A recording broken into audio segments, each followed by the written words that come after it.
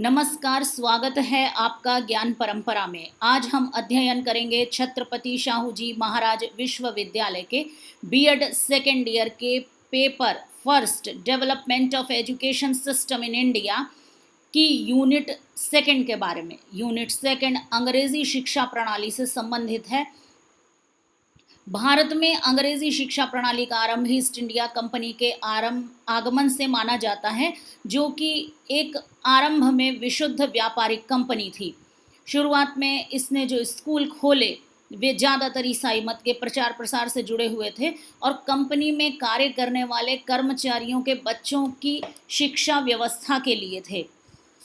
लेकिन जब प्लासी और बक्सर के युद्ध के बाद कंपनी भारत में एक राजनीतिक शक्ति बन गई, तब कंपनी के सामने प्रश्न आया कि वो अपने अधीन क्षेत्रों के निवासियों की शिक्षा की व्यवस्था करे।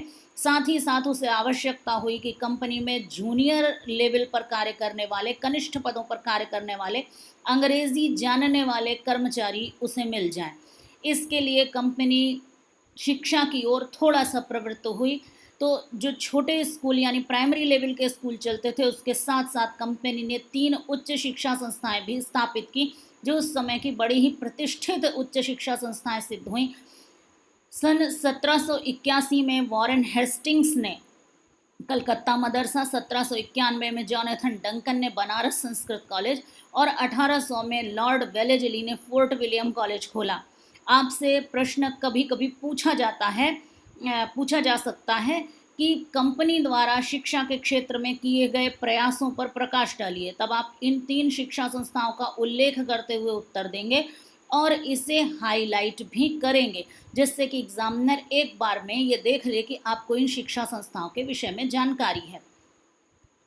इसके बाद एक मुख्य पॉइंट आता है चार्ल्स ग्रांट के शैक्षणिक प्रयासों का। चार्ल्स ग्रांट, जो कभी भारत में ईस्ट इंडिया कंपनी में कार्यरत कर्मचारी था, ने 1792 में इंग्लैंड में मांग की कि भारत में ईसाई मत का प्रचार प्रसार किया जाए और अंग्रेजी पर आधारित शिक्षा प्रणाली की व्यवस्था की जाए। ब्रिटिश संसद के एक सदस्य रॉबर्ट विल्बरफोर्स ने उसका समर्थन भी किया, लेकिन उस समय जब 1793 में कंपनी का आज्ञा पत्र जारी होना था, जो कि प्रत्येक 20 वर्ष के बाद जारी किया जाता था, में इस बात की अनुमति ब्रिटिश संसद ने नहीं दी। 20 वर्ष के बाद आफ्टर 20 ईयर्स 1813 में जब दोबारा आज्ञा पत्र जारी होना था, तब ब्रिटिश संसद से भारत में ईसाई मिशनरियों के आगमन और ईसाई मत के प्रचार प्रसार की छूट मिल गई। इसके साथ ही जो ब्रिटिश संसद ने कंपनी के लिए आज्ञा पत्र जारी किया, उसमें एक धारा 46 भी जोड़ दी, जो कि शिक्षा से संबंधित थी। उसमें कहा गया कि 1 लाख रुपए की धनराशि प्रत्येक वर्ष प्रदान की जाएगी, जो कि साहित्य के रखरखाव के लिए और भारतीय विद्वानों के प्रोत्साहन के लिए होगी। उसमें यह स्पष्ट निर्देश नहीं था कि यह साहित्य कौन सा होगा और भारतीय विद्वान भी किस क्षेत्र के विद्वान होंगे। कुछ जो कंपनी के सदस्य थे, उनका मत था, अधिकारियों का मत था कि यह धनराशि प्राच्य साहित्य और प्राच्य साहित्य के विद्वानों पर खर्च की जानी चाहिए, जबकि कुछ अधिकारियों का मत था कि यह धनराशि पाश्चात्य साहित्य और पाश्चात्य साहित्य के भारतीय विद्वानों पर खर्च की जानी चाहिए। और इस बात को लेकर विवाद हुआ और यह विवाद अत्यधिक बढ़ गया, जिसे प्राच्य पाश्चात्य विवाद की संज्ञा दी जाती है। यहाँ फिर अपने स्टूडेंट्स को हम बताना चाहेंगे कि प्रश्न बनता है प्राच्य पाश्चात्य विवाद पर, और बहुत अधिक यह प्रश्न आता है। आपको इसे ध्यान देना भी चाहिए और इसे एक शॉर्ट क्वेश्चन के रूप में तो ज़रूर से तैयार कर लेना चाहिए। प्राच्य पाश्चात्य विवाद बहुत लंबा चला, 20 वर्ष तक चलता रहा। 1833 में 1833 में दोबारा आज्ञा पत्र जारी होने का समय आ गया और ये विवाद सुलझाया नहीं जा सका। उस समय लॉर्ड विलियम बेंटिंक जब भारत के गवर्नर जनरल बने, तब उन्होंने लॉर्ड मैकाले को प्राच्य पाश्चात्य विवाद हल करने के लिए निर्देशित किया और लॉर्ड मैकाले ने इसके हल के लिए अपना विवरण पत्र, जिसे मैकालेज मिनट कहते हैं, 2 फरवरी 1835 को 1835 फरवरी 2 1835 को प्रस्तुत किया, जिसमें उसने अंग्रेजी शिक्षा व्यवस्था की वकालत की और बड़ी जोरदार वकालत की। और उसने कहा कि शिक्षा की व्यवस्था निम्न वर्ग के लिए करने की भी आवश्यकता नहीं है, केवल उच्च वर्ग के लिए शिक्षा की व्यवस्था की जाए और जो भी धनराशि खर्च की जाए केवल अंग्रेजी शिक्षा प्रणाली पर, अंग्रेजी शिक्षा व्यवस्था पर, पाश्चात्य ज्ञान विज्ञान पर, अंग्रेजी भाषा पर खर्च की जाए। इसके अतिरिक्त भारतीय साहित्य के लिए किसी भी प्रकार की धनराशि जो कि प्राच्य साहित्य है पर खर्च करने की आवश्यकता नहीं है।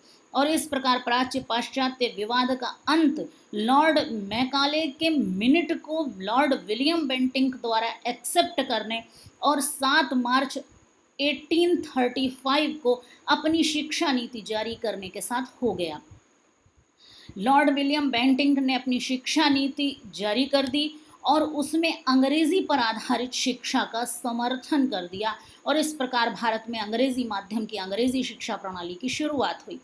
लॉर्ड ऑकलैंड ने 24 नवंबर 1839 को अपनी एक नवीन शिक्षा नीति आगे चलकर घोषित की जिसमें सरकारी नौकरियों के लिए अंग्रेजी भाषा को वरीयता दे दी और निस्यंदन सिद्धांत, फिल्ट्रेशन थ्योरी जिसे अंग्रेजी में कहते हैं या कहीं कहीं पुस्तकों में छनाई का सिद्धांत मिलता है लिखा हुआ, उसको भी एक्सेप्ट कर लिया। अब यहाँ पर फिर दो तीन प्रश्न आते हैं। मैकॉलेज मिनट पर भी शॉर्ट क्वेश्चन आता है। लॉर्ड विलियम बेंटिंक के एजुकेशनल रिफॉर्म्स यानी शैक्षणिक सुधारों पर भी एक क्वेश्चन बनता है और यहाँ प्रश्न बनता है फिल्ट्रेशन थ्योरी पर भी। फिल्ट्रेशन थ्योरी बहुत इंपॉर्टेंट है। अब ज़्यादातर अगर पिछले साल नहीं आई है तो इस साल आने की संभावना बहुत अधिक बढ़ जाती है। प्रश्न बहुत ही महत्वपूर्ण है क्योंकि इसमें यह कहा गया था, फिल्ट्रेशन थ्योरी क्या है, जल्दी से सुन लेते हैं कि उच्च वर्ग के लिए उच्च शिक्षा की व्यवस्था की जाए और जब उच्च वर्ग अंग्रेजी संस्कृति में रच बस जाएगा तब निम्न वर्ग में वो संस्कृति स्वाभाविक रूप से हस्तांतरित हो जाएगी। तो हमें केवल हायर लेवल के जो हायर स्टेटस के लोग हैं उनके माइंड को चेंज करना चाहिए और लोअर लेवल के लोग तो ऑटोमेटिक उनकी देखा देखी, उनके अनुकरण के द्वारा चेंज हो जाते हैं। तो अंग्रेज़ी शिक्षा को, अंग्रेज़ी भाषा को, अंग्रेज़ी शिक्षा प्रणाली को दृढ़ता ऑकलैंड की नीति ने भी दी और उसके बाद 19 जुलाई 1854 को वुड का घोषणा पत्र आया जो उस समय कंपनी के बोर्ड ऑफ कंट्रोल के प्रधान थे, उन्हीं के नाम पर इसे वुड का घोषणा पत्र कहते हैं। ये एक शिक्षा नीति थी, ये ऐसी शिक्षा नीति थी जिसने शिक्षा के हर पक्ष को छूते हुए सारी बातें कहीं, इसीलिए इसे शिक्षा का महाधिकार पत्र कहा जाता है, मैग्ना कार्टा कहा जाता है। और इस पर लॉन्ग क्वेश्चन आता है कि वुड के घोषणा पत्र को शिक्षा का महाधिकार पत्र क्यों कहा जाता है, क्योंकि इन्होंने शिक्षा के उद्देश्य भी निर्धारित किए, इन्होंने जन शिक्षा विभाग भी हर प्रांत में खोलने की बात कही, इन्होंने सभी जो समाज के वर्ग थे उनकी शिक्षा पर भी ध्यान देने की बात कही, लेकिन अंग्रेज़ी भाषा को वरीयता, सरकारी नौकरियों में अंग्रेज़ी को महत्व देना, ईसाई मिशनरियों को धर्म प्रचार की छूट, सरकारी स्कूलों में बाइबिल को रखे जाने की अनिवार्यता को बनाए रखने जैसी बातों को जो पहले से चली आ रही थी उनको छूट दी, बनाए रखा। लेकिन ये जो वुड का घोषणा पत्र था इसने भारतीय शिक्षा को जो अंग्रेज़ी पर आधारित थी, आधुनिक शिक्षा की शुरुआत जहाँ से हुई उसको बहुत अधिक प्रभावित किया। इसलिए ये बहुत इम्पॉर्टेंट हो जाता है। 19 जुलाई 1854 को वुड का घोषणा पत्र आया था, 19 जुलाई 1854 को। तो ये जो है लॉन्ग क्वेश्चन के हिसाब से आप तैयार करें, बहुत ये प्रश्न आता है। और इसके साथ ही हम यहाँ पर अपना ये वीडियो समाप्त करते हैं क्योंकि अगला जो वीडियो होगा वो ब्रिटिश शासन में अधीन भारत में शिक्षा को लेकर होगा। वीडियो बहुत बड़ा हो जाता है तो थोड़ी समस्या होती है। और ब्रिटिश शासन मैंने क्यों कहा, क्योंकि 1857 में जब ईस्ट इंडिया कंपनी के विरुद्ध भारत में स्वाधीनता संग्राम, प्रथम स्वाधीनता संग्राम हुआ, तब कंपनी से शासन को ब्रिटिश सरकार ने सीधे सीधे अपने हाथों में ले लिया था।